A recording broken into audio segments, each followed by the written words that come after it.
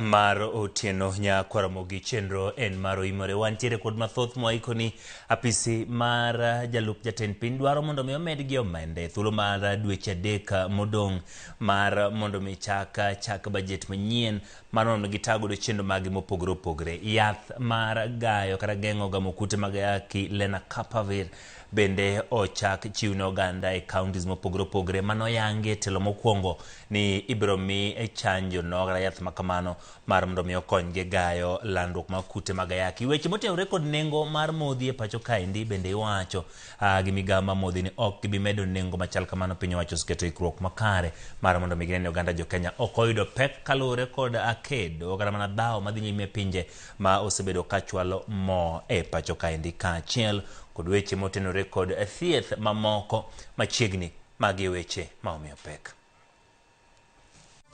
In the revised estimates, number one, for this financial year, ODP has been allocated additional funding amounting to 1.89 billion to support the execution of the planned programs and activities. Jod Bura, ulungure bilion 1.8 ma pis jalup jatend piny dwaro migi e budget mabalang.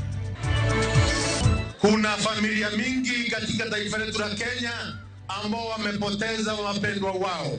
Kama serikali na kiongozi wetu wa taifa Mheshimiwa William Ruto anatoa pole zake mingi sana. Kasani ji maromo prauchiel kod ariyo yangi no sebitunge mege masich pioula ka Nairobi nigi kwan mamalo mar ji 33. We now see the light at the end of the tunnel as far as reduction in new infections of HIV are concerned. Na leo mimi ndo nimedungwa wa kwanza. Asa nasema mimi pia bado ndo nitakuwa kama prep champion wa hii Lena. Jopinye counties mopogore opogore medo yudo yadhe gayo landruok kute mag ayaki tok chwale e ute thieth mopogore opogore.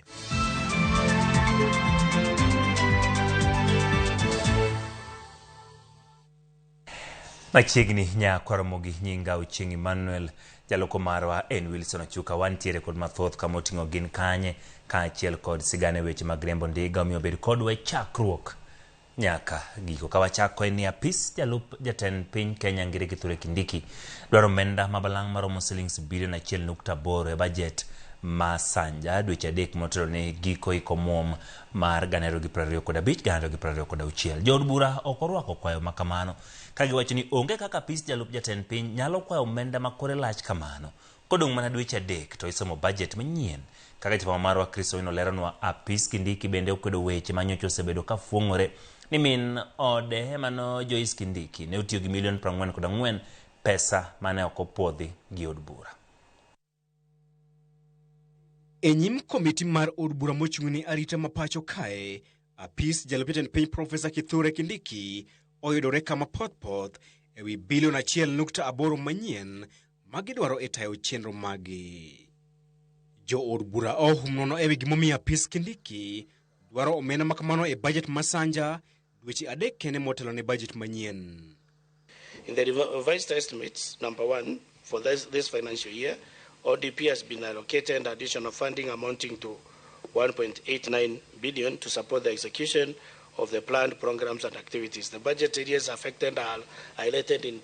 And so that unless persuaded otherwise, and I'm not hearing that persuasion, it is being taken for granted we will approve, I'm still on the side of rejection. And when we reject, possibly, Chair, we may also recommend for once a surcharge so that we don't budget for waste. Until the end of the financial year, we just have 3 months. Are you confident that what you have been allocated, you'll be able to use it within 3 months? Since this is the office of the Deputy President, the second highest office in this country, how come and why are you not implementing austeric measures when Kenyans at this particular time are going through such difficult economic times? Mongire e apis Kindiki Moses Mbaruku odok ne kwayo margi kagiwacho ne omigi pok mar omenda manok e budget maduong'. Mbaruku medo lero ni bath omenda ni dhi tiyogo e chulo osara mag jotich manyien mane gindiko e tich kaachiel kod chulo gope. We closed the financial year with the pending bills. both on hospitality, and in fact much of it was on hospitality, and other items, including now that was on the IF choppers. Indicated that we and requested for 4.79 billion, then we got 2.97, which was a deficit of 1.82. Apis Kindiki bende oket e nyong'ong kaluwore kod kwayo margi mar milion 150 mar kodesa ndeke makalapapla mar ng'iyo chenro mag dongruok mag sirikal e pacho kae mangima.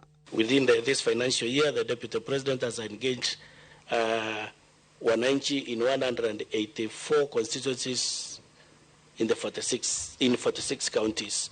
That one again increased the cost on hospitality. So I'm asking, can we actually have evidence, or at least so that we know that money was actually spent in those constituencies or went into those constituencies? Kaluwore gi report mane opedh e nyim od bura, Kindiki osetimo limbe e kuonde chung' od bura 184 kuom kuonde chung' od bura duto 290 kuom thuolo ma dweche 9 mokalo.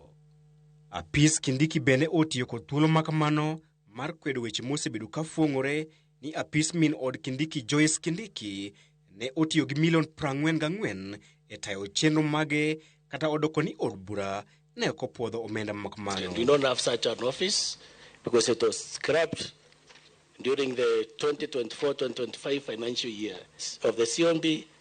You'll find that they pulled down and put the records straight with an apology. It was just a mistake that happened on their part. That's what they have told us. And with me, I have a letter that I wrote to them. Immediately I saw that on the press. And the letter they also passed to me, I have it apologizing for the mistake that they did. It was an error that any other human being can do. Gimedo wacho ni apis makamano ne owit oko tok ng'anyo mag rowere mag Gen Z madu mar 6 mar 2024. Chris Owino, Ramogi TV, Nairobi. Weche mag siasa. Duond bura mar UDA ochano bago yiero margi ma koro gwenge kiny e kaunti za 18 ma pacho ka jakom maduol ma yiero ma UDA Anthony Moura gi jagoro maduong' ma duond burano Hassan Omar ne olero ni gin kod geno ni chenro biro tayo yo makare. Duond burano bende ne osemo kalo kweth ma kwedo piny owacho kuom chalo chenro magi e yo makare mar konyo jo Kenya.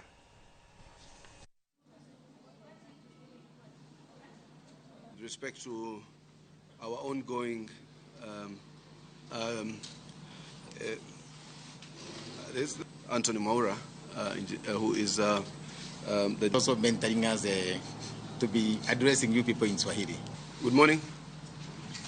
Well, sana we had a guest. So tomorrow, our elections will happen as scheduled. They will be starting at 8 in the morning and ending at 5 in the evening. You'll be doing elections in 8,819 polling stations. Tomorrow you'll be using around 9,000 gadgets, and everybody, anybody, anywhere can follow the results as they are coming out. UDA is the only party that has the footprint to run an election anywhere and win everywhere. Those who say they are kingpins of certain areas, we have floored them repeatedly, and we will beat them again. Kadhi weche motenore kod oula kwan joma osewito ngimagi kaluwore kod pi oula oyangi ni chopo 62 e pacho ka mangima ka kaunti ma Nairobi ema nigi kwan mamalo mar ji 33. E lipot man migawo mar arita mogol kawuono gwenge ma ugwe ma pacho ka nolalo ji 17, Omaro Kako lalo ji 7, Nyanza kod gwenge mag Nam Chumbi lalo ji 2, ka Central lalo ng'ato 1 kuom kwan ji 46 gin joma chuo, mine 8 kod nyithindo 8. Jatend migawo mar tije piny owacho yango ni piny owacho bedo siro joma oyudo lal kichulo negi omenda kod kony mar iko johera magi.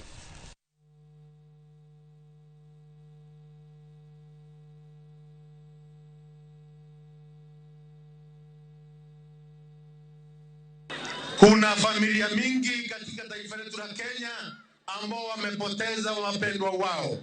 Kama serikali na kiongozi wetu wa taifa Mheshimiwa William Ruto anatoa pole zake mingi sana. na amesema ya kwamba serikali inaweka mipango kambambe ya kuhakikisha kwamba hii mvua ambayo inaendelea, hakuna Mkenya mwingine atapoteza maisha yake kufuatia mafuriko. Na tumesema ya kwamba serikali itasaidia yeyote, familia zote zile ambazo zimepoteza wapendwa wao kwa shilingi 1,200 kwa familia, na ile bill ya hospitali na ya mochari yote rais ameamrisha serikali ihakikisha kwamba inalipa hizo bill zote. Iten migao mateko James Opio Wandayi osingoni bech mauta ok bimedi karabeni lweny madhi nyime pinje warabu thothne nitiere pinje mabende keo modhi kolose chenro mar keo stima e gwenge mag Kipkelion East. Wandayi wacho ni piny owacho keto chenro mar gayo medruok bech mauta, kowacho ni bech mauta mibiro land manyien kod EPRA biro tayo kaka nengo mauta ringe dwe. Kamano bende oseo jotelo mawacho ni piny owacho goyo osuru mamalo ne modhi. Jotelo mane otene moting'o jod bura ma kanyo mano Joseph Cherarot omedo oseo kweth mar Linda Mwananchi magiwacho ni onge gi agenda makare. Yes. Thank you very much. Asante sana. Lakini waziri, tunashukuru sana. Hiyo ni kazi safi ya mheshimiwa. Tumekuwa na vita kali sana kule Middle East. The war between America and Israel against Iran. Hiyo vita imeleta hofu kubwa sana dunia nzima. My work is to give you the assurance on behalf of the national government, the Ministry of Energy and Petroleum, working closely with our international oil companies, which are our suppliers of petroleum products.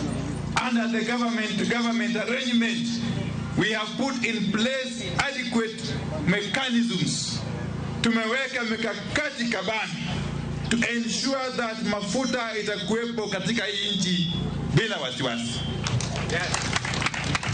Hakutakuwa na upungufu wala ukosefu wa mafuta katika nchi ya Kenya licha ya vita ile ya Middle East kuendelea. Riwruok mar Emergency Medicine Kenya Foundation koreango chenro moro motiseni ambulance mabiro tudo chenro mag ambulance e kaunti za Parko Dario mapacho kama biro neni chenro mag chiwo thieth mapoya odhi makare. Kagilose kinde yango chenro makamago, duol mar NTSA yango ni jo Kenya maromo 10,000 witongi magiga ka higa kuom rem thieth maru ya e kinde mowinjore kadwaro nitiere mondo mi oduok piny thuolo ma jotuo kawo kapok oyudo thieth. Kamano bende jo Kenya ma kwan giromo 5,000 witongi magi dhungruok mag jamburko e kinde magi lawo thieth. This is one of the most important are going, and you've been noting them.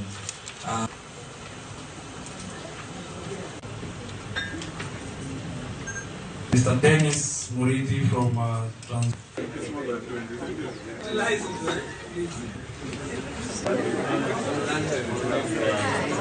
We still don't have enough, but we had 5 EMTs at that time to be able to be used, plus a few nurses to be part of the pool that is going to help us with the emergencies. And it has been a very successful model.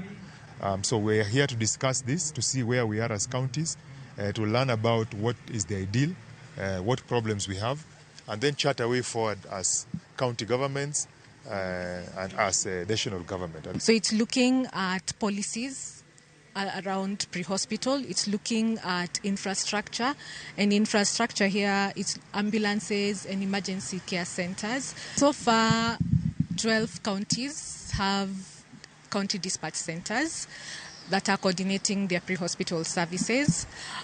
We have over 20 counties that have developed policies around pre-hospital care. And we also have 32 counties that have started including emergency healthcare services into their county budget. E wach mar kuyo ringre mane en jariemb ndege retired Colonel Captain George Were ne ochopo e dala ne ma kawuono motone iko ma kiny. Ringre mare no mole paunde ke ma Kisumu kendo ko nyaka dala ne gweng ma Olwa e Nyakach. Caroline Natino noluoro na safarno. Okinyi makawuono anyuola to kod osiepe mar retired Lieutenant Captain George Were nyomolo e paunde ke ma Kisumu mar rwako kendo tero ringre jariemb ndege no nyaka dalane. Kar saa 3:30 ndege omolo kendo ringre irwako e garini mar Haas mondo chak safar mar dhi pacho. Mos giwuok e paw ndege kendo donje apaya maduong' matere Nyabondo. Nyabondo kae, ringre orwaki kod lit gi kuyo, ka ikowe nyaka kanisa jokopere ma St. Joseph's Nyabondo, kama Father Robert Okach otimone alam mare. As we mourn, we also give thanks for the gift of the life of George, and we give thanks to God that he has left a real legacy. He has touched lives, and he was a good man. We are praying for him today that because he was a man, he was human, whatever sin he might have committed in this world, may the Lord have mercy on him and grant him eternal life in the heavens. Toktie komisani, owadgi were miluongo ni Francis Were, orwako welo e dala kama ringre itero e yueyo otieno makawuono motelo ne ik mare kiny. Pilot George Were en achiel kuom ji 6 manowito ngimagi e masira mar kalapapla e kaunti ma Nandi. Carolina Tieno, Ramogi TV, Nyakach, Kisumu. Ramogi tok report mar wuodh Captain George Were ma bende gi sanitiere dalagi ma bende nitiere gwenge mag Nyakacha, Olwa, obedo ka wiyo kod duogo pod wantiere kod mathoth ahinya to report motenore kod weche mag chanjo kata michiwo mar Lenacapavir mar gayo gamo kute mag ayaki ka achiel kod gin kanye kik dhi mabor.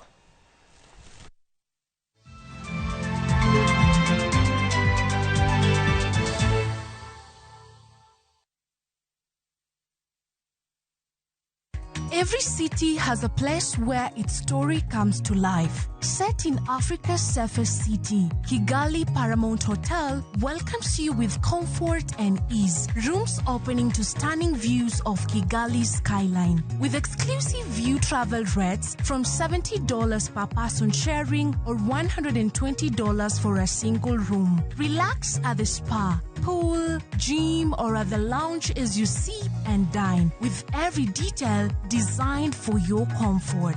Explore Kigali's vibrant culture just moments away. Whether for business or leisure, everything you need is right here. Book your stay with View Travel.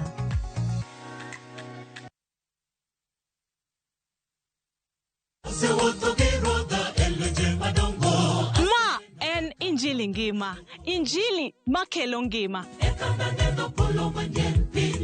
Bironu sabato ka sabato, are sa chielo kinyi nyaka sa dek okinyi. Wadhi kelo nu chenro mamit ahinya. Jok manoko somo lesson, wadhi bet gi lesson mar juma. To Nyasaye dwaro ni seche duto kata piny obedo matek machal nade, to challenges moro mogodo kik golwa kuom Kristo. Wadhi bet gi children's sermon ma wadendo ni Lulu mag Yesu. To noting'o ligangla mondo hikre ne kedo. Be ikori ne winjo wach Nyasaye. Ne thuon wach mwadwa wuoye en ni mwandu kik teri mabor gi Nyasaye. Wakelo jower mopogore opogore makelo nwa injili makelo ngima. Okidwa koso injili ngima kitayou kod an Lorina Chieng. Happy Sabbath.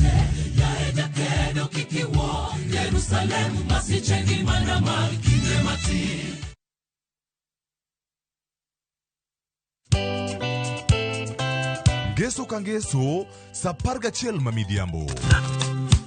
Mbamba toko koma ye tudri koda ngeso kangeso sapaga chiel mamidhiambo e chenro mar tiedero.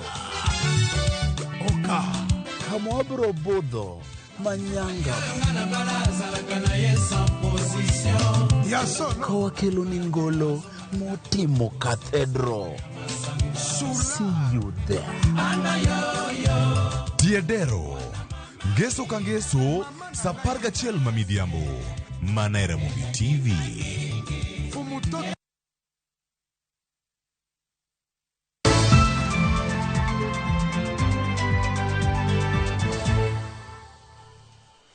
Erokamano kuom medo kete Ramogi TV chenro en mar oimore counties mopogore opogore pachoka osidho chenro mar yath mar PrEP ma ichwoyo diriyo higa mar geng'o landruok mag kute mag ayaki mideo ni Lena Kapavir. Counties ma Homa Bay, Kisii, Mombasa kind mamoko orwako yadhno kendo chako chwale ne oganda kaka Ali Abich lero yadhni kuongi chwale counties 15 mar konyo gawo landruok mag kute mag ayaki.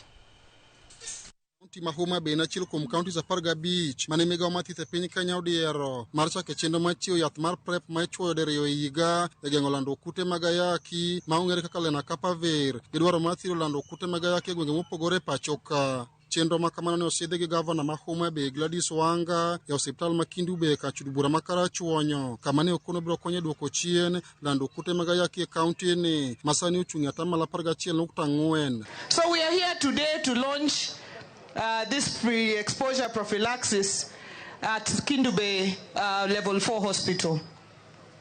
And it is very, very important to us at Homa Bay because we are one of the counties that has among the highest prevalence of HIV and also among the highest incidences of new infections. This pre-exposure prophylaxis is groundbreaking in the sense that we now see the light at the end of the tunnel as far as reduction in new infections of HIV are concerned. Yadhno geto jogo mapok ogamo kute mag ayaki kata kamano gin e ongala manyien mar gamo kute mag ayaki ka e kaunti ma Homa Bay migawo mar thieth e kaunti ni odiero ute thieth 10 mag piny owacho ma ibiro chiwe yadhno. Kosechuoyi go to koro kata ke in exposed to kute mag ayaki to koro ok gimaki. Tichuoye osewachnwa ka ni dweche 6 ka dweche 6. To osewachnu ni ok ogeng' ich be ok ogeng' Healthcare workers have undergone the necessary training.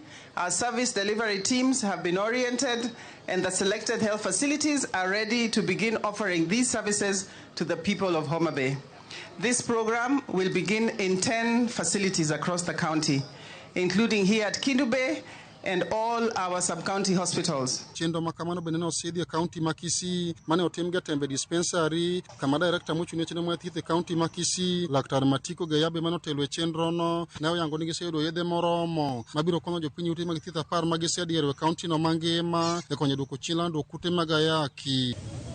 We've received enough doses for our county, close to 500 for starters, and we expect that we'll be receiving more doses. It's a drug that is an injectable and has undergone various trials in the past and has been approved by the relevant regulatory bodies as safe. Nashukuru sana imetusaidia because ina reduce the stigma which was there when we are just visiting the facility twice every month.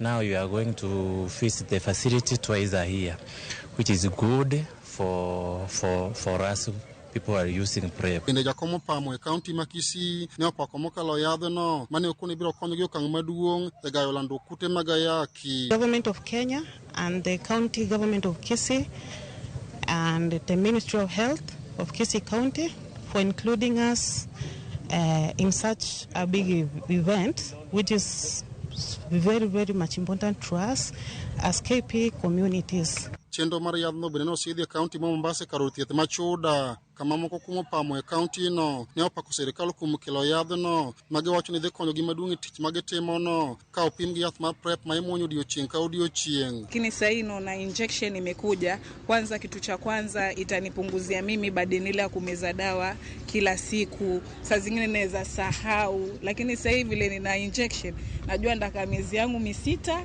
ndio nirudi ni fati tena. Nilivyoiona kwa TV tu nikasema ile siku itakuja Mombasa mimi ndo ndakuwa wa kwanza, na leo mimi ndo nimedungwa wa kwanza. Asa nasema mimi pia bado ndo nitakuwa kama PrEP champion wa hii Lena. Ali Abich, Ramogi TV. Ramogi en sa mar sigana mana katicha bich wakelo ni chenro mar gin kanye kauna menyo ni Paul Mboya mane en mea machon mar boma Homa Bay to kendo jaduong' kuku jodong luo kata ker. Paul ne otiyo kod tenjoro chere bang'e obedo jadolo e kinde donjo mar Adwen Gendia. Paul oyangore kaka jal mane ochuogo kendo chano boma Homa Bay kochiwo chirni ma Nyanza Jatachenri Wonta Nyambaga miyo sigande bang' bedo kod familia mar Paul Mboya.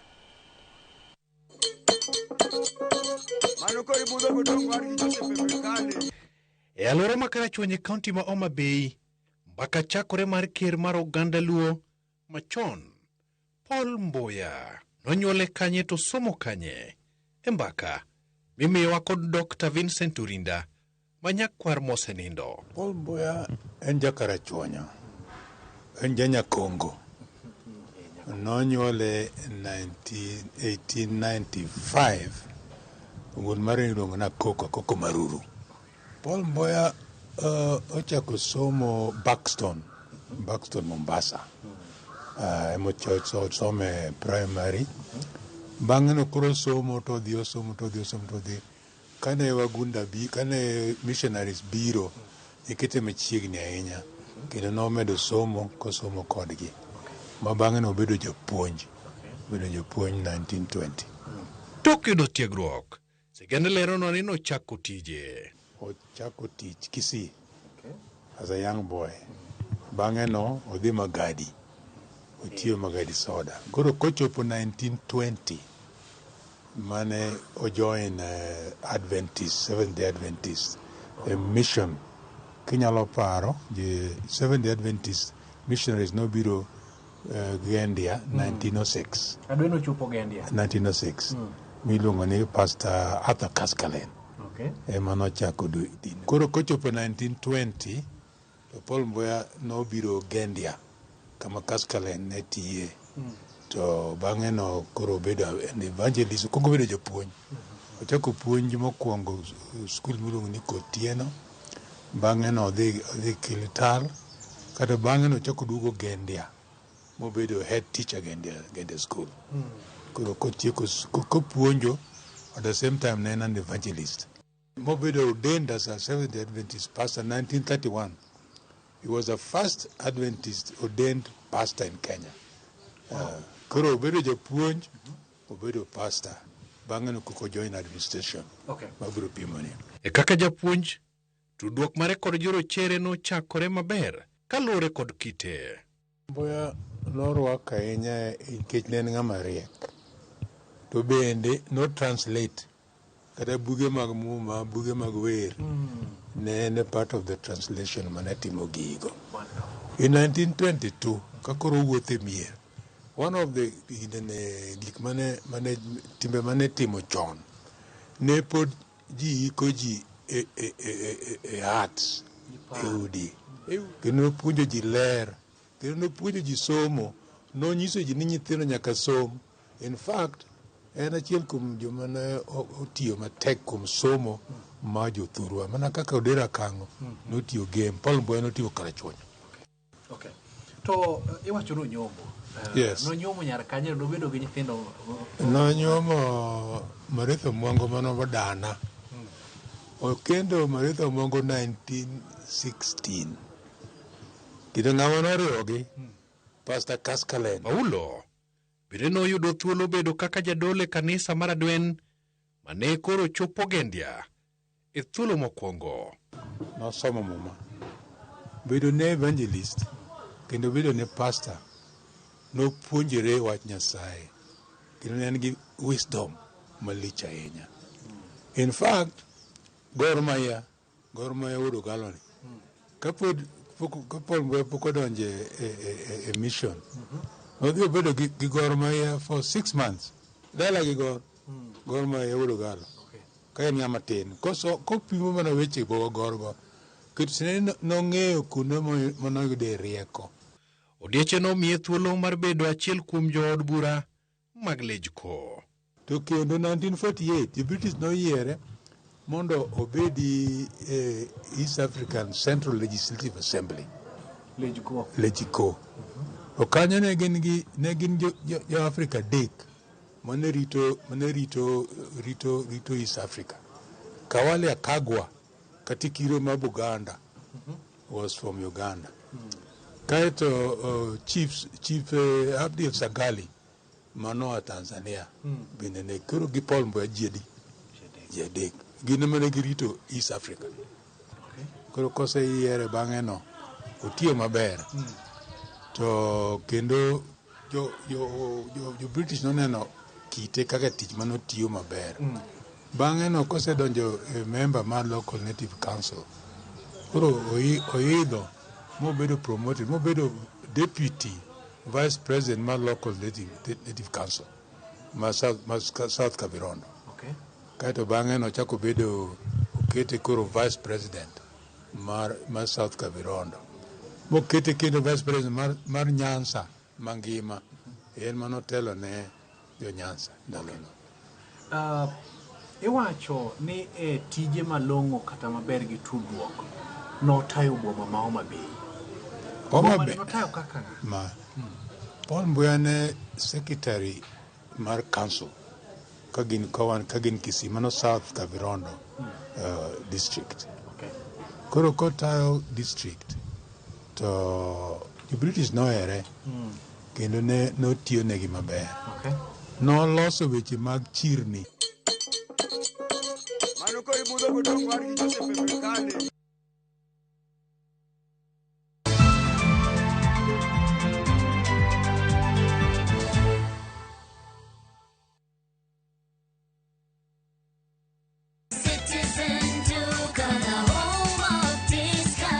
Citizen Duka inawatakia Ramadhan Mubarak. Tumia muda mchache sokoni na muda mwingi kwa mambo yenye umuhimu zaidi. Bidhaa muhimu na halisi tena za kuaminika kwa bei nafuu, zikiletwa hadi mlangoni mwako. Fanya oda sasa kupitia Citizen Duka app ama kwenye tovuti ya citizenduka.com au tuma agizo lako kwa WhatsApp kupitia nambari 0710 487 487. Citizen Duka na home of discount.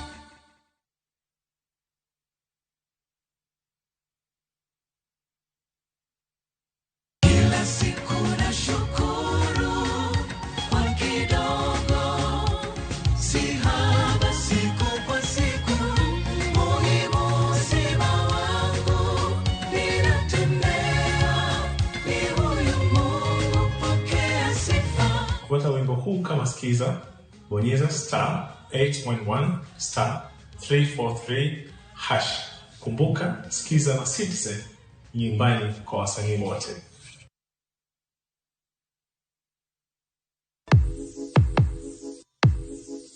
Donje piny manigi nyadhi. Kama gimora mora nyiso sigana mar kit nyadhi momedore.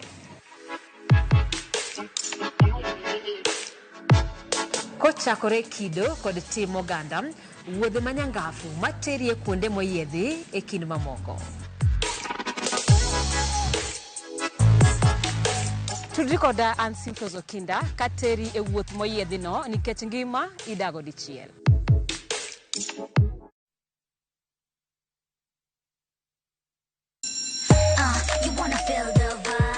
Ngeso ka ngeso, wakelo ni gik mamit makelo mor. Rogo mar nyithindo kae, wakelo ni talanta. Loso gi lwedo, wapuonji tedo be. Gi moko mamit. Rogo mar nyithindo, ngeso saa 3 mar okinyi, mana e Ramogi TV.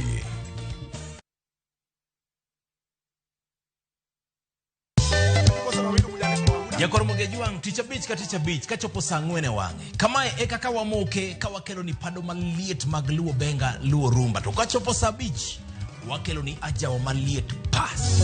Asengo ni chunya nyaroegi.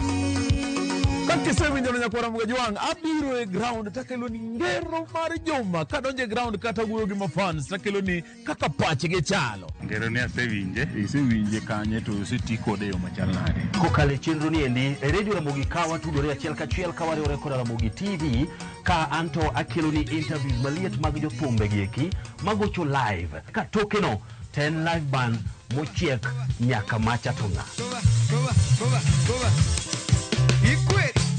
Nyinga DJ Kolokol Instrumental. Boy handsome mama dawe roji bed and breakfast sama tekni tilunga mane ngeja entertainer. Nyinga en Solomon Atito kapaya gudi kete manaka. Koba.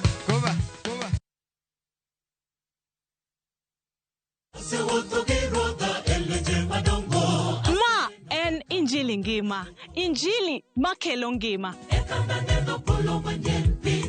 Bironu sabato ka sabato, are sa chiel okinyi nyaka sa dek okinyi. Wadhi kelo nu chenro mamit ahinya. Jok manoko somo lesson, wadhi bet gi lesson mar juma. To Nyasaye dwaro ni seche duto kata piny obedo matek machal nade, to challenges moro mogodo kik golwa kuom Kristo. Wadhi bet gi children's sermon ma wadendo ni lulu mag Yesu. To noting'o ligangla mondo hikre ne kedo. Be ikori ne winjo wach Nyasaye. Ne thuon wach mwadwa wuoye en ni mwandu kik teri mabor gi Nyasaye. Wakelo jower mopogore opogore makelo nwa injili makelo ngima.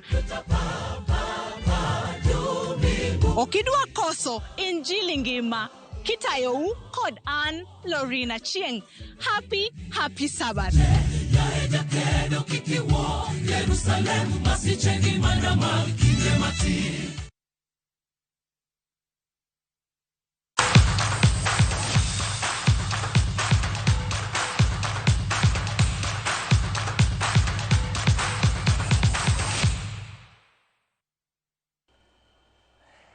Machiegni nyakoromogi chenro en maroimore podi wantiere weche mag tuke kendo chieng' tich abich ka tich abich wabedo gi thuolo mar go mbaka weche mopogore opogore motenore kod tuke manitiere pacho ka, tuke manitiere pinje maoko. Ang'eyo ni sani ng'ata ma bende neno TV paro man to ji dhi Naivasha karang'o, iluongo ni Naivasha manenos nikech nitiere gik motenore kod Safari Rally. Nadier ni piny Kenya gi sani bago tuke mag Safari Rally kendo Naivasha odich wang' ni kor komit ni chuth nikech koth chwe, chuodho nitie, ng'wech onge, jok manotelo chieng' mokwongo, chieng' mar ariyo jomoko kadho gi odiochieng' mar adek, pod wantiere gi odiochieng' makiny gi odiochieng' mar chieng' Jumapil ka bende gima nyotimore ni moko kuom stages mipieme iwacho ni nolor kata ne ok ginyal pieme nikech nyarach mokalo. Kata kamano mano e mit Safari Rally e gwenge kata piny mar Kenya ahinya to Naivasha. Kopogore kod mano, nyadwa penjo ni to niwe riembo ndiga karang'o kata bende ing'e riembo ndiga? Kech ma en gima king'iyo thothne ji machon kane un gi ndiga e dala ne en gima iwacho ni gima lich ahinya. Dhi kwa ndiga kor gi ng'ane, baba ne orni dhi kwa ndiga. Ndiga no ne en mar wuoth, ne itiyo kode weche mopogore opogore, dhi e nyasi mopogore opogore. Bedo gi ndiga ne gima kare. Kata kamano an gadier ni gie sani ndignigo ka gintie jomoko seche moko ng'awo gi malo. Jomoko bende koro okomi ndiga pek to kod wacho ni luor monego miye. Kata kamano nitiere weche mag piem mar ndigni dhano pod piemie Nyakwaram Gajwang'. Kendo kata kineno tournaments moko mibage kor gwenge giko higa ineno ka pod nitiere piem mar ndiga. En ndiga manyachon iluongo langa kata ng'o pod ipiem godo. Ji nitiere gi komborela aeto nitiere ndigni mitiyo godo e weche mag piem mar ndiga. Wantiere ka ndi kod wendo mabende broko godo mbaka, abiro miye thuolo mondo miyangrenwa en ng'at moseriembo ndiga, jal mosedhi piem mar ndigni. Kaachiel kod bende bedo gi club ma bende ji time weche mag piem mar ndigni monyondo ji mathoth. Omiyo chieng' kawuono wadong' e weche motenore kod piem mar ndigni kendo arwako wendo na e studio magodo mbaka. Erokamano kuom yudo thuolo mar loso gi Nyakwaram Gajwang'. Bang'iso ni nyingi en ng'a to kor gweng' kuche wuok kanye kapok wago mbaka mathoth e weche mag piem mar ndigni. Agoero kamano and agoero kamano kuom rwaka e studio kawuono. Ang'eni wik mokadho aula ne ng'eny tok ne wanyal chopo, lakini mokadho ndiga no ok nyal kadho pi. Ndiga ok nyal kadho pi kamano. Lakini agoero kamano. Ani luonga ni Victor Dawa, aja Kisumo Korano. Lakini dala wan aja Moroni kumilongo ni Makindu kata Koawa. Koawa center kanyo dala. Matini kwa di Koawa to chopo dala mamen. Ichopo dala. Erokamano Victor kuom thuolo mar loso godo. Victor, piem mar ndigni en gima pod dhi nyime kendo aparo ni Kenya ka seche moko kwa mie pek moromo. Kara madono chak gi sigana mari. Victor, ne chako riembo ndiga karang'o momiyo beda ni en gima idwaro ng'eyo en mana piem kara mana riembo ndiga e kidieny mar piem? An nachako riembo ndiga katin. To bang'e after high school riembo na mandiga nodok piny matin. Basto bang'e ng'am noduoka e ndiga to nen wuoda. Kamano. Ok nanyal chieng' moro ndike no kethre. Kamano. Tan janyuol mana penjara ni ndiga ni to anyalo loso nade. To ka nafwenyo ni jonyuol mang'eny nen gi shida ndikni kinene ute estates opong'e balconies ka gimoro timre matin kamae to koro an nawacho ni nitie problem moro ka manyakwa ne kaka wanyalo solve koro mane gima norwaka e ndiga to naneno ni adwa neno kaka nya provide gimiluongo ni accessibility mar ndikni in an easier way.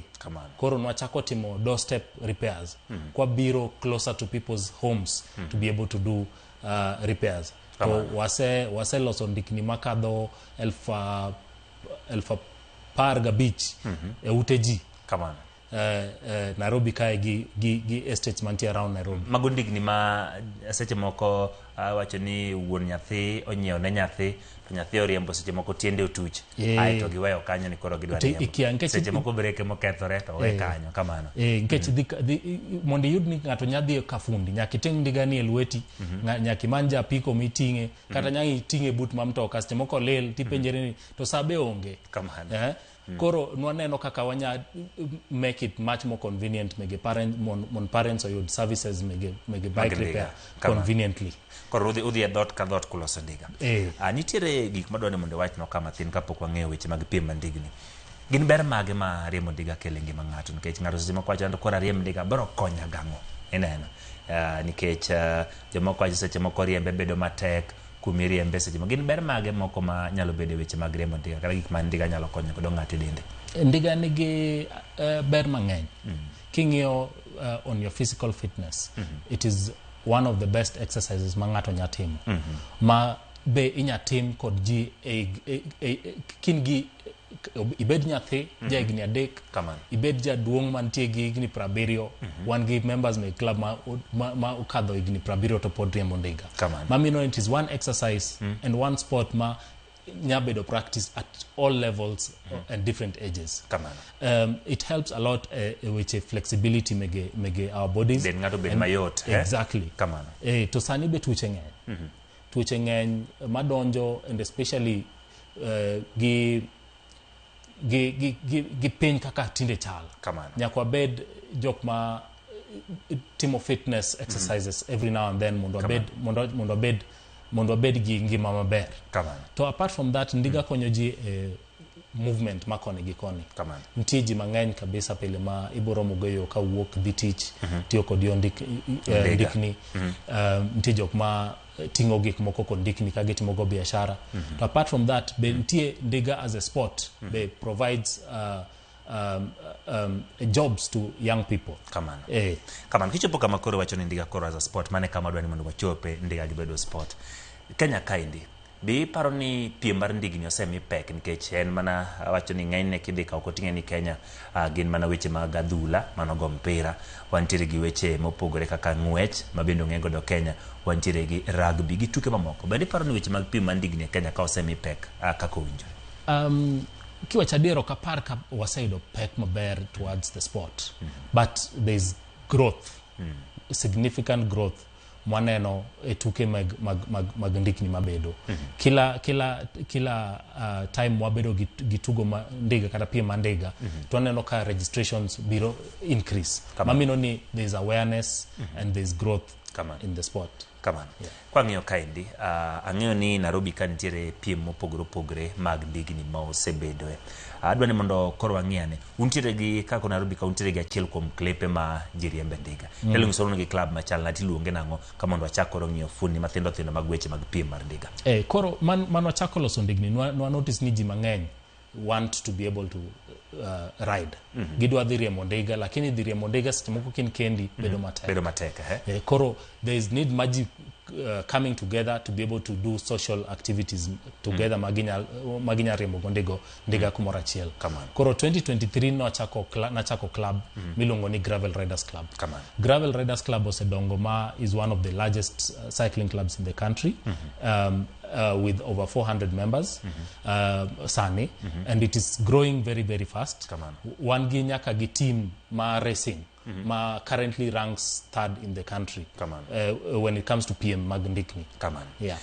Kiwacho ni untiere kod club machal kama endi wadwano chak mondo wang'iyane kaka ng'ato nyalo yudo thuolo mar ndiga mi piem godo en ndiga ma nyadala mano riembo ma moro ne ntiere nini lam mane pek ndiga ma chumbe pek to yude ne bende ndalogo no kiyota hinya ndiga mi piem godo bende ndiga machal nadi kesi moko ng'ato nigi ndiga pacho kucho to wacho ne ma banyalo piem godo to kapo ni ma watiyo godo dala gi sani cha unyalo keto bed machal nadi mondo mi konye weche mag piem kech ka ng'iyo kata mana e boma ka Nairobi gokinyi do ka jomoko riembo ndiga moko ntie gimoro ma wapako gi dongere ni en komborela jiluonge ni komborela kaka en no to bende wantiere gi ndiga manyachon ma ineno ka jomoko gonyo keto tielo moko mopogore opogore ndiga onego bed ni chalo nadi weche mag piem kidhi e wach piem to gima nyaka wang'e kaka wan joma nitie piem number 1 en weight mar ndiga then number 2 we also look at the strength. Actually the strength comes first and the weight below second. Come on. Koro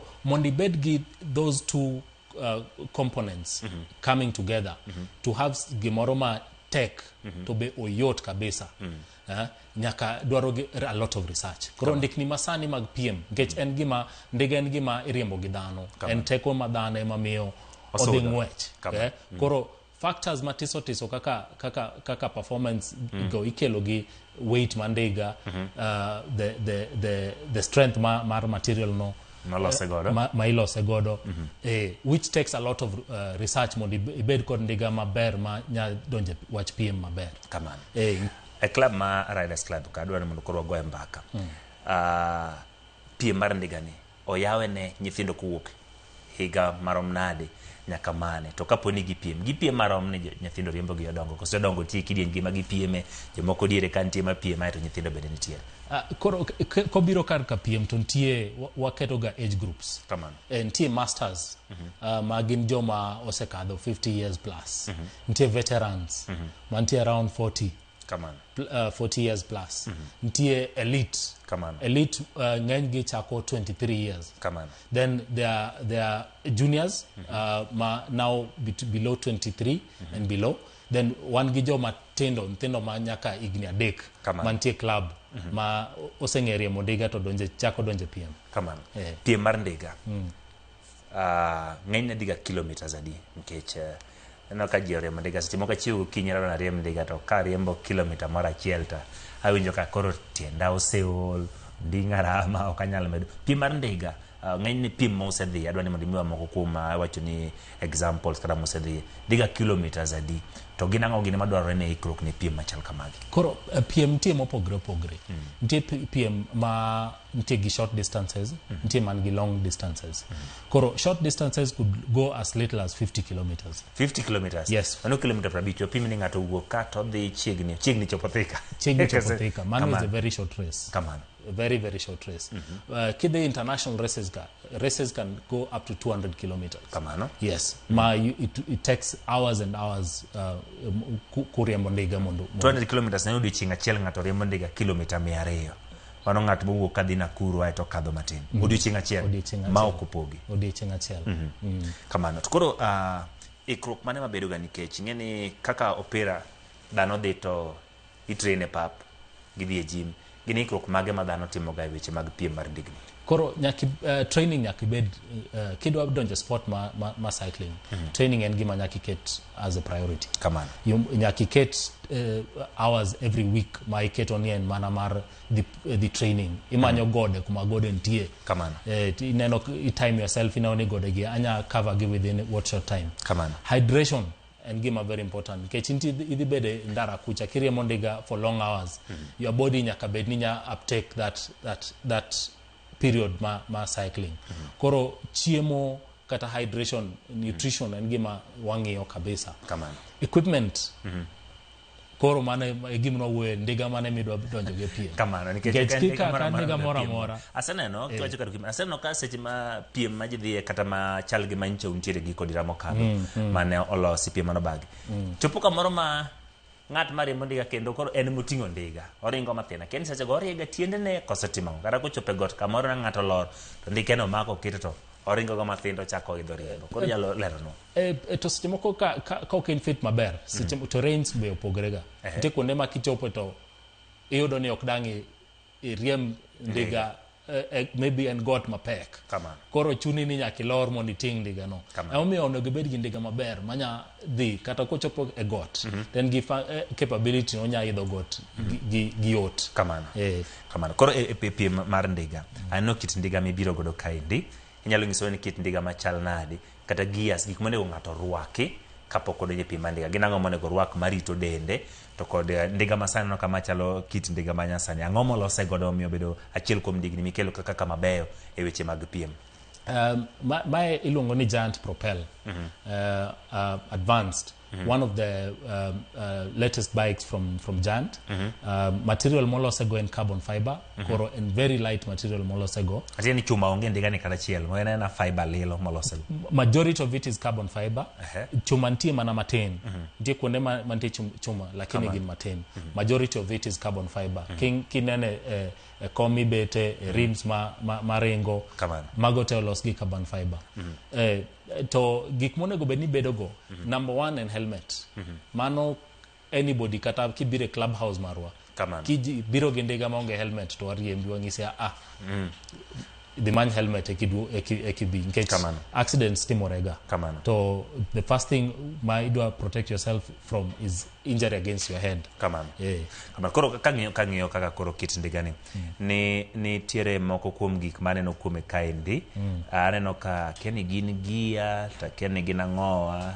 to aneno ka bende tielo ni en moro mathin ahinya en tielo maslim ang'o miyo tielo no bedo mathin maslim kamano to aito bende ang'o momiyo obedo gi gears machal kamano konyo gi machal jomoko kiaka tiyo gi kiyudo ni ng'ato kayudo ndiga mantiere gi gear to kia tiyo godo gin ang'o miyo ji nyiewo ga ni odhi nyiewo komborela yero ka mondo mi otiune kiidho got ne bidi tiyo gi gear machiene mondo bed ni duong' mambele tin koso mambele maduong' to matin kamano mondo jok manigi ndiga mabed nitie kod nyalo puonjore wach mondo tendo kod piem mar ndigni gigo monego bed kuome koro maybe kwa chako gi tielo ma tiende ni ang'o miyo tiende bedo mathin kamaendi koro my road bike iluongo ni road bike bedo gi tielo ma narrow ngech it's meant to cut across onego bed arrow kamano koro for it they are meant to go fast this is when kipimo gi mtokni mae Ferrari ma mtokni and is built for speed koro emomiyo kata design mare kata kaka riembe kiling'ori mondo onego bed ni you can cut through the yamo maonge tabu mora koro mano igamiyo obedo design kamano kineno man gi tiende dongo mano mountain bike mountain bike iriembo e yore maricho kuonde mantie chuodho kuonde mantie kite matiende oyudo pogruok achiel ng'ato ka nigi ndiga machiende ne dongo mano ndiga mane godhi gode mountain bike mano iriembo to mae en mana lam ndiga ni kikiket e chuodho ok odwa chuodho ok odwa kite ok odwa eno jalam kende okidhigo dala kuonde moko kamano moko kuom gik mantie kuome kaendi ji mang'eny nyiewoga ndiga kendo gintiere gi ndiga mantiere gi kit iluongo ni maga paro ni gin gia nyalo ng'iswa ni kapo ni ng'ato idho got onego bed ni machien cha manitiere malo maduong' to mambele tin koso maduong' mambele ni maduong' to machien chikete mathin inyalo explain waka gears kubedoga koro the functionality mag gears it is and simple physics koro sama got nitie to idwa mondo nyono pedal obed mayot koro I change gear mondo o move into the kobedo chien obedo in the lower gear matiende machincha bede mathin mogikcha kamano mondo koro omi yot mar idho got basto kidhi orido sama idwa power mang'eny kata sama idwa ni iriem ndiga matek kabisa to ien chwa ni mbele koni obedo e gear maduong' ma mbele no kamano mane makore miye power mang'eny makinyono to odhi faster kamano iwacho ga ni ndiga ni bentiere yocho ni age group kata kidieny moro mahero riembe e club ma intiere mar riders ji ma riembe club ro gin hik gi rom machal nade jomoko ma yenjo ni mit ka jo 18 to 20 koso 30 to 40 mang'eny ma odonjore weche mag riembo ndiga kiwacha adier to jok mariembo ndigni mang'eny to gin nyithindo moingo kata joma dongo kamano koro kineno age group mokwongo mariembo ndigni mang'eny age group between 3 to 12 years ng'eny kaluwe gi age group ma koro kendo from 20 years to 30 years kendo ng'eny kamano in between 12 years kod 20 years sano nitie weche mang'eny mag mthindo mag go through mag school koro ng'eny gi ok riemb ga ndiga mang'eny kamano kiriembo ndiga ni ing'e ni jandiga nyaka wuoth gi pump mikudho godo ndiga ni joluo luongo ni pump yani pump king'iyo ndiga ni ok ane ka nitie kamoro because en bi kudhe ma ikudhe to kikudhe to othin ma nyiswa gik mantiere manyalo bedo nitiere iye kanyo entiere gi en tubeless koso en gi tube to koro mae to nigi tube lakini nitie moko ma be tubeless kamano nitie man nitie duka man gi tubeless ma en koro onge tube iye en kata ka gimoro ka kudho chuoye to kudho no iwuodho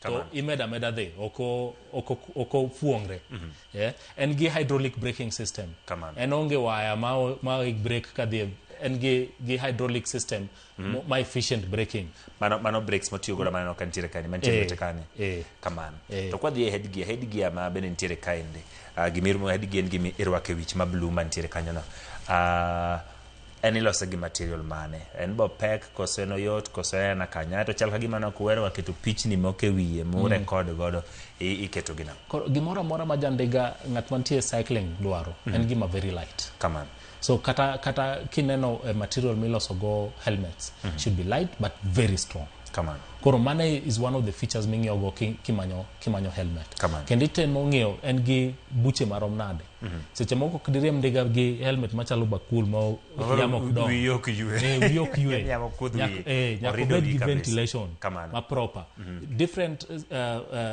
cycling sports be nigi different types of helmets ma ibedo go kamano gima adwana penyo gi kapok wadonje weche motenore kod kayubete ni tin ahinya ndiga ni to bende en gima konya diede wi ndiga kosago nikech an ok othin to ang'o miyo kokete mayom ahinya en ochalo ma tek matin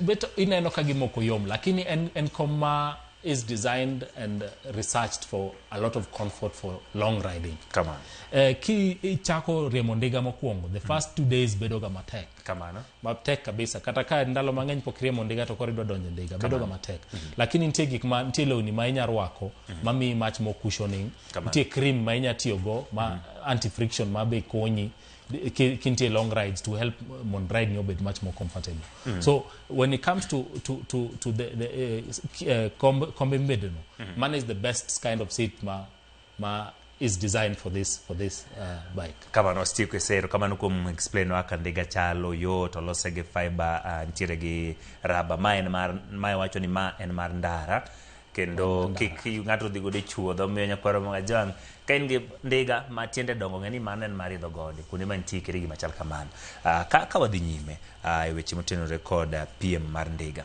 ng'at ma dwa chako riembo ndiga nikech ang'eno ka jachunga kawuono tiwacho ni ng'ato dhi kilomita 200 seche mo ng'ato dhi kilomita 45 mano ng'ama seche kilomita 65 mano ng'ama dhi thika kowuok Nairobi gin ang'o gini mane ng'ato tim mos mondo obed ong'i gi weche mag riembo ndiga ji mang'eny nigi ndiga to gichunga nikech seche mo gionge gi cycle mar riembo ndiga gin ang'o gini ma ng'ato nyalo chako timo koro joining club ber nikech konyi mondi ing'e kaka inya chako riembo ndiga especially kintie town kaka ma Nairobi kama seche moko ng'e kaka inya riembo ndiga mtokni be ng'eny yo tek mondi ng'e ka mondi donja to chak riembo ndiga kendi koro wan gi group wan ga gi sessions ma train goji jok madwa ng'eyo kaka gidwa chako beginner rides for example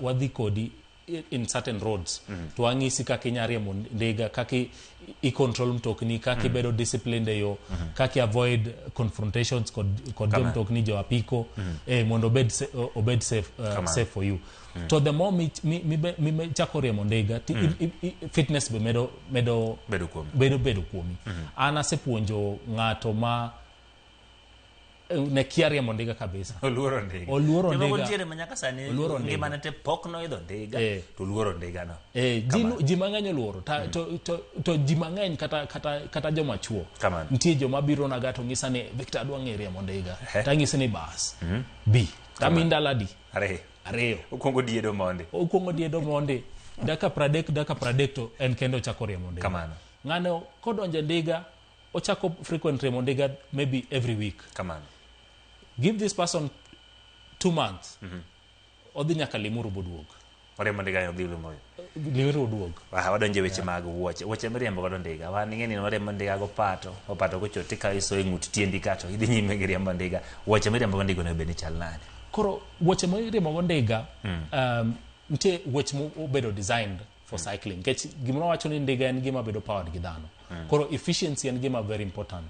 Kata power ki pedal, kinyono go pedal. Onego bed ni power no goes straight to the pedal and to the axle. Okono bed ni wache mwonye mwonye. Kiriembo kin go pato. Opato spreads the energy everywhere. Kamano. Kin gi Crocs, moko miluongo ni Crocs gi maji ohero gi. Be spreads the energy everywhere.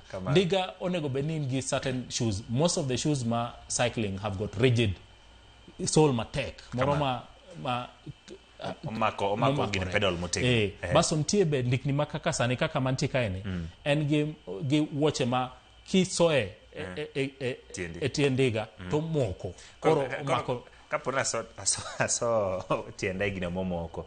To seche moko adwa lwar atimo nang'a wuol ka tienda tamre wuok. En practice manyaka item. Lakini en gima yot nikech kise twist mana tiendi kama to the pedal is always out. But en gima nyaka practice manyaka item for a few days. Kamano. Koro Riders Club nitiere kanye Nairobi kaendi to un gi jadigi sana. Wantie Tena Estate, Nairobi, near Donholm roundabout. Kanye kumwantie gi Clubhouse Marwa. Clubhouse Marwa and bike shop, a mixture of a bike shop, a coffee shop, open to the public, so you could come there, have coffee, learn more about bikes, meet cyclists. Club wan gi ji mokadho 400, wan gi racing team ma wan gi ji madhe yawo ki nyiri madhe 20. Aparo mantie ni chieng' ngeso mokadho ne nitiere piem mar ndigni Alimuru. Bende club maru ndo thuolo matero ji racing. No one the second most registered club in that race. Koro one gi ji mang'eny kabisa. To most races anima timre club wa is always represented.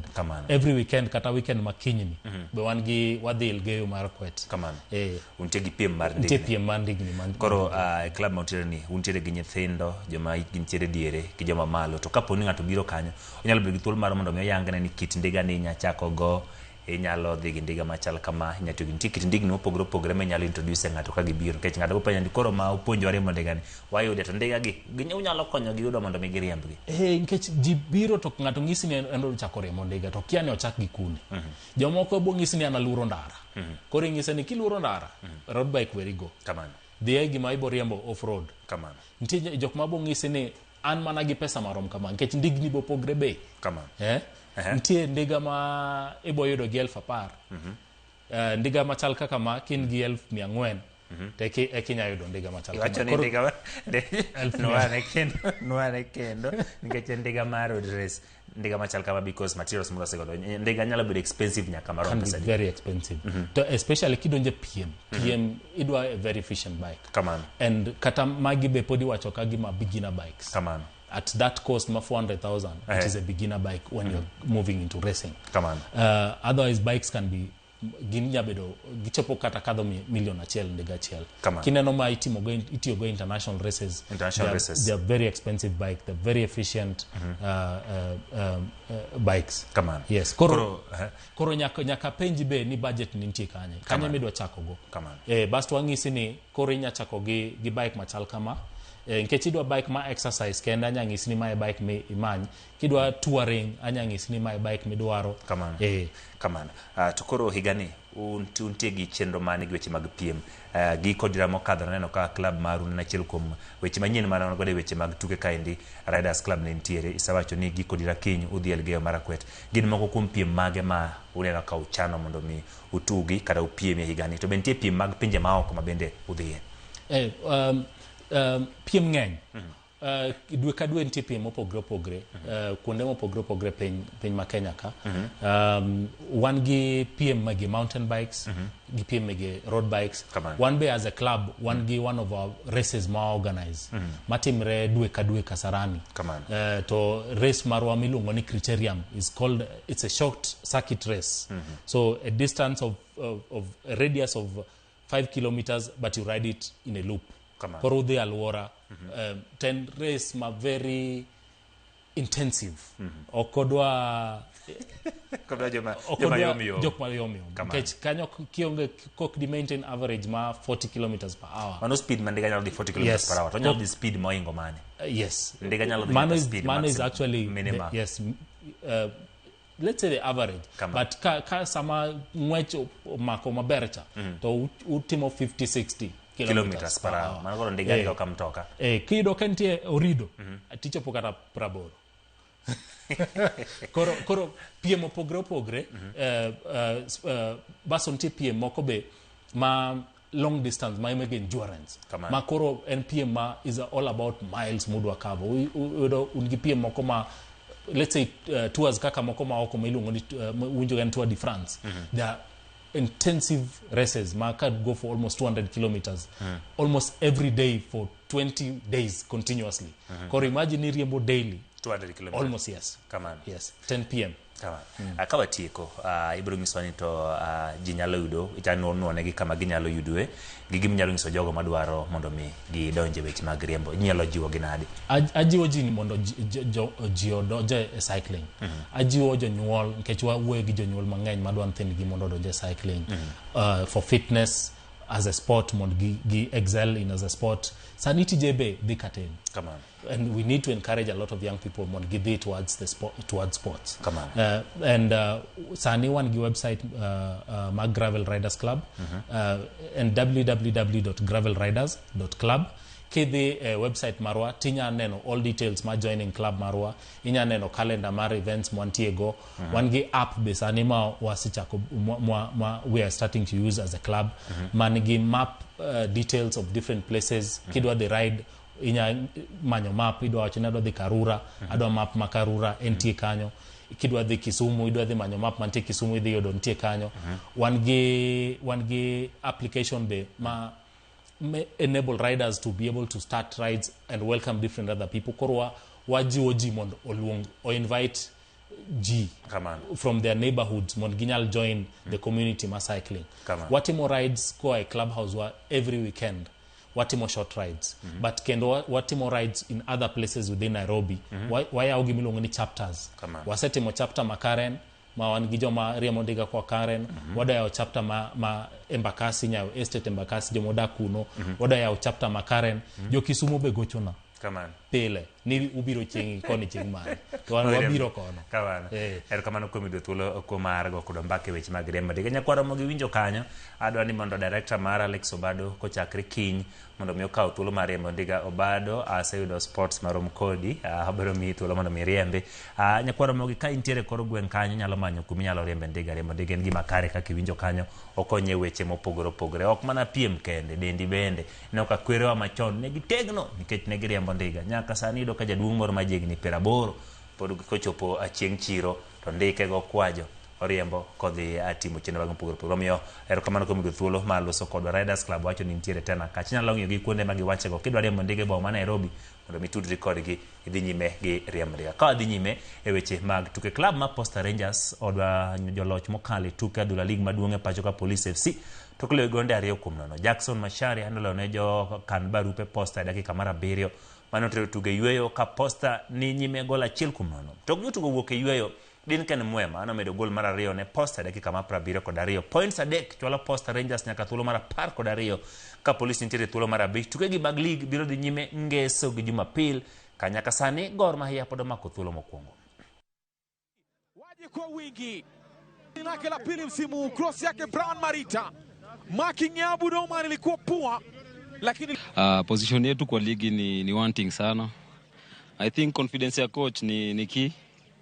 Alafu nimeingia second leg na experience yangu kidogo ni kujisaidia team alilipata kidogo kulikuwa na hiyo upungufu wa kufunga mabao. Nashukuru na at least napata chance ya kucheza. Kwanza nita congratulate Posta. I think tactically wame get right. Wametumia our own mistakes to punish. Si tumemiliki mpira vizuri, hatujaweza kutumia nafasi zetu, but ndo mpira. Waweza miliki mpira lakini usipotumia nafasi zako ndo hivyo. Usidhani tunafanya vitu mbaya na ungeangalia kwa hizo mechi 10 tumecheza. Hakuna mechi moja tulilemewa. Sisi ndo tulilemeana. na shida ilikuwa ni hatufungi. Sasa ndio hata ile swali nikiulizwa hatujafunga na wamefunga, hiyo naona tu ni historia. Geno mar gwenge ma Nyanza chwalo klepe ariyo tuke adhula league maduong' ma pacho ka season mabiro pod ni kare kinde ma Migori Youth kaachiel kod Mofa manyo tiko mar donje league no. Mofa mogoyo tache gwenge ma othoro nyaka sani omako thuolo mar adek e chung mar klepe gi points kanyo maromo 41 tuke 22. Mofa biro bedo wendo 3 KFC chieng' Jumapil kan loso gi Ramogi. Kocha mar Mofa Charles Buno lero ni gitugo achiel to kwadgi kendo moro ok bi pong'o chunygi ma wigi wil gi ting' ma gin godo. Kumachielo klab ma Migori Youth omako thuolo mar ariyo chung' ma klepe league no ma piny mar NSL biro rakore gi Soi United chieng' Jumapil. Game on Saturday. Of course, the focus is always on the next game, and that one is against 3K. Another good side, another good test. So I think we started the preparation yesterday, and we're keeping up with that. And yeah, we will. We just want to be ready by the time we get to Sunday. We know what to expect at 3K. My objective with my staff is to prepare the boys. We know the environment you're going to expect, but I know it's going to be a good football match between the two good sides, two competitive sides. Everyone is fighting for something, so I know we just need to focus on what is ahead.